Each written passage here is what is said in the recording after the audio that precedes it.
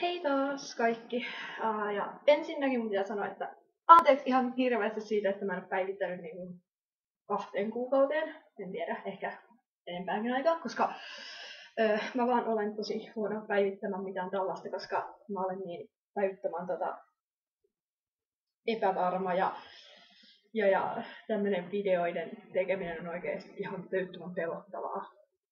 Ja osa kyllä johtuu myös siitä, että äiti on tosi usein kotona ja silloin on oikeasti tosi ikävä tehdä videoita, kun sitten se tulee avaan ovea ja kysyy, että mitä täällä puhut, ja sitten mä oon sillä että en mä mitään, ja sitten kaikki menee pönttöreiksi, pitää ottaa uusiksi. Joo, tähänkään ei tule kyllä mitään hirveän järkeä, mä vaan sain blogihaasteen Lex Superiorista, jonka linkkaan tuonne alas, ja niin sen mä nyt tässä teen videon muodossa. Ensi kerralla mä ehkä sitten puhun jotain järkevää.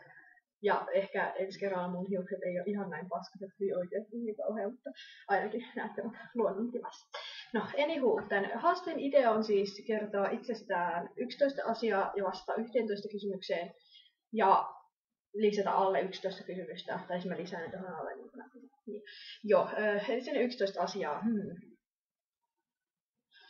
Okei, tää on hyvin vaikeaa. No ensinnäkin mä rakastan jäätelöä aivan täyttömästi, koska se on ja se piristää ja kaikkea. Toisekseen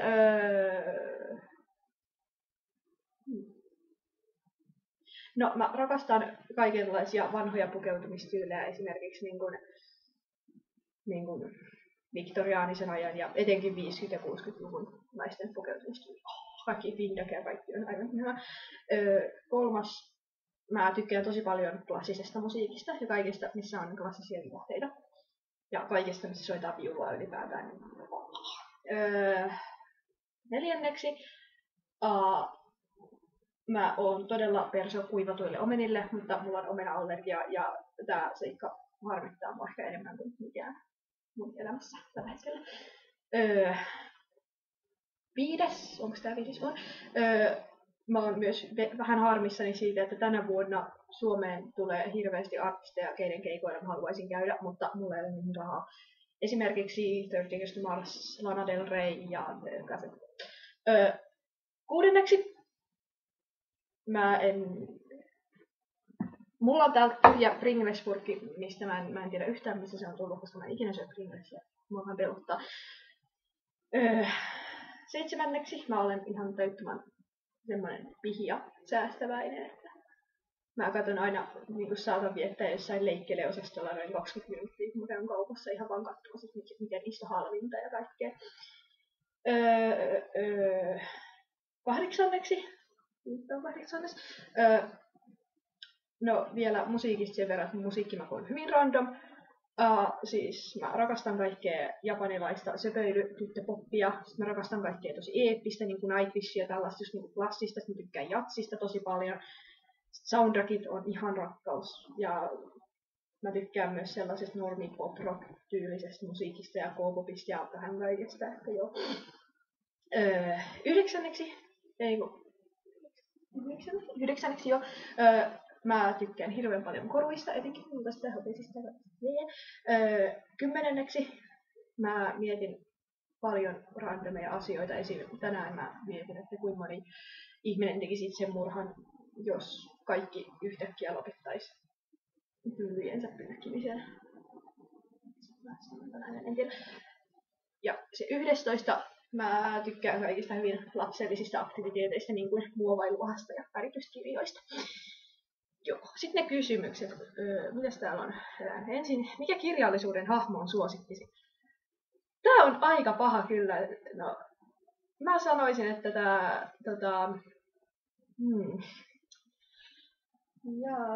pitää vastata vähän. No, mulla on 2 sellaista oikein todella lempihahmoa. Toinen on Vittelin Tuule, joka on Grimmin saduista, koska mä tykkäsin siitä sadusta ihan täyttömästi, kun mä olin pieni. Se on suosikkisatu. Ja mä tykkään myös kaikista sen versioinnista, ja se on aivan ihana se. Toinen sitten on Rodion Raskolnikov, Fyodor Dostojevskin rikoksista ja rangaistuksesta tämä henkilö, koska se on aivan upea hahmo ja se aivan upeassa luotu. Ja ATM mulla on, mä tykkään myös ihan hirveästi Melkemelin Hamish Abernatystä, koska se on aika se on kuuma ja se on super. Vietät loppuelämäsi kämpiksenä jonkun julkisuuden henkilön, mitä tässä lukee, kanssa. Kenet valitset? Joo, voi kuolleitakin näin me herättää. Mä en itse asiassa tiedä. No, sanoisin ehkä, että John Sim, koska me molemmat ollaan tosi semmosia, me molemmat ollaan aika introvertteja ja vähän semmosia, ei niin hirveästi ihmisissä pidetä. Et ehkä sit sen kanssa.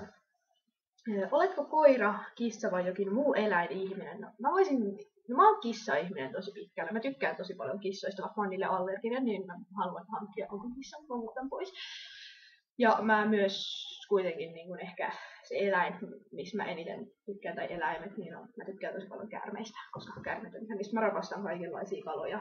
Ja sit mä tykkään tosi paljon ötököistä ja dinosauruksista ja kaikista materioista ja meduusoista. Ja mä tykkään oikeastaan kaikista eläimistä ihan tajuttoman paljon, erityisesti kaikista villieläimistä, koska en nyt villieläimiä kyllä haluaisi lemmiksi kuitenkin. Suosikki ravintolasi kautta ruokapaikkasi. No ehdottomasti Marusekin. Se on Tampereella oleva japanilainen ravintola oikeasti. Sieltä saa aivan taivaallista ruokaa. Vaikka mä myös tykkään ihan tajuttomasti Nakkilan kebab-paikasta. Mun tyttöystävä vei mut sinne kerran ja se oli aivan ihanaa kebabbia oikeasti. Mikä maailman epäkohta ärsyttää sinua eniten? Niitä epäkohtia on niin paljon, että mä en pystyisi nimeämään vaan yhtä. Mutta otetaan tästä randomilla No Afrikan nälänhätä, koska siis mua ärsyttää se niin paljon oikeesti. Nimeä 5 ihanaa piirrettä ihmisessä. Semmoinen...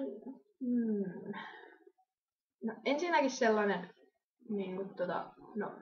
empaattisuus ja semmoinen ymmärtäväisyys, että kykenee ymmärtämään muita ihmisiä on mun mielestä tosi hieno piirre.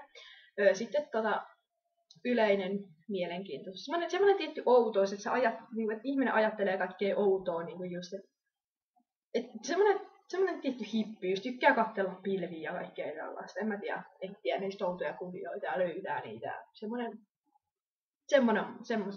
piirre on tosi hyvä.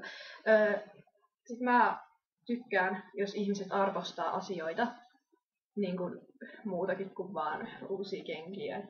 Että ihminen arvostaa esimerkiksi sitä, että se saa ruokaa ja silloin katto päänsä päällä. Et siis, tämä on tosi kiva.